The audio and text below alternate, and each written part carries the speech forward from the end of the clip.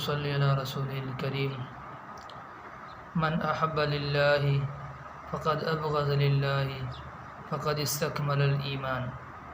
او كما قال النبی صلی اللہ علیہ وسلم۔ رسول کریم صلی اللہ علیہ وسلم کا حدیث کا مفہوم یہ ہے کہ انسان کسی سے محبت کرتا ہے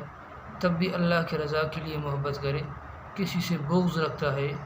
بغض رکھنا نفرت کرنا چاہتا ہے تب بھی اللہ کی رضا کی رکھے، اس کا تحقیق اس کا ایمان مکمل ہے۔ تو دیکھو بات سمجھ میں یہ آتی ہے کہ ہر عمل اللہ کی رضا کے لیے ہو، کسی عمل کے اندر ریا نہ ہو، شرک نہ ہو، دکھلوا نہ ہو، کسی انسان ذات کے لیے نہ کیا جائے بلکہ اللہ کے لیے کیا جائے، اللہ کی رضا کے لیے اس عمل کو کیا جائے، تب اللہ کے نزدیک وہ عمل قبول بھی ہوتا ہے، اس پر اجر بھی ملتا ہے، اللہ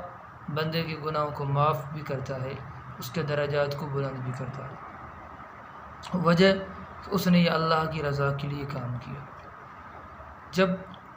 ہم کام کریں گے صرف اللہ کے لیے، اب دیکھو ذی الحجہ کا مہینہ چل رہا، اس کے اندر بعض لوگوں کا خیال ہے ہم قربانی کریں گے، اس کے اندر لوگوں کو نیت یہ رکھنی چاہیے کہ ہم اللہ کی رضا کے لیے قربانی کریں گے، اس لیے نہیں کریں گے کہ محلے والے پڑوسی لوگ کہیں گے اس نے قربانی اچھی کی ہے، بڑا جانور ذبح کیا ہے، اور اس انسان کی بھی نیت یہ ہے کہ مجھے لوگ کہیں واہ واہ اس نے قربانی کی ہے، یہ تو بہت اچھا بندہ ہے۔ اس کی نیت کے اندر اگر یہی ہوگی لوگ مجھے اچھا کہیں، لوگ میری تعریف کریں، تو سن لو یہ قربانی، یہ نماز، یہ روزے، یہ نیک اعمال، کسی کی مدد کرنا، کسی کو ساتھ بھلائی کرنا، نیت اگر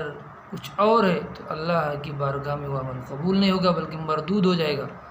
اللہ کی بارگاہ کے اندر عمل قبول کرانا ہے، اجر لینا ہے تو نیت خالصتاً رکھنی پڑے گی کہ اللہ ہمارا راضی ہو جائے۔ اللہ کے لیے ہم عمل کریں گے تو اللہ راضی ہوگا، اللہ کے ہم محبوب بن جائیں گے،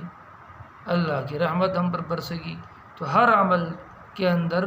نیت یہ ہو کہ ہم اللہ کے رضا کے لیے عمل کرتے ہیں، تلاوت ہو، نوافل ہو، فرائض ہو، قربانی ہو، حج ہو،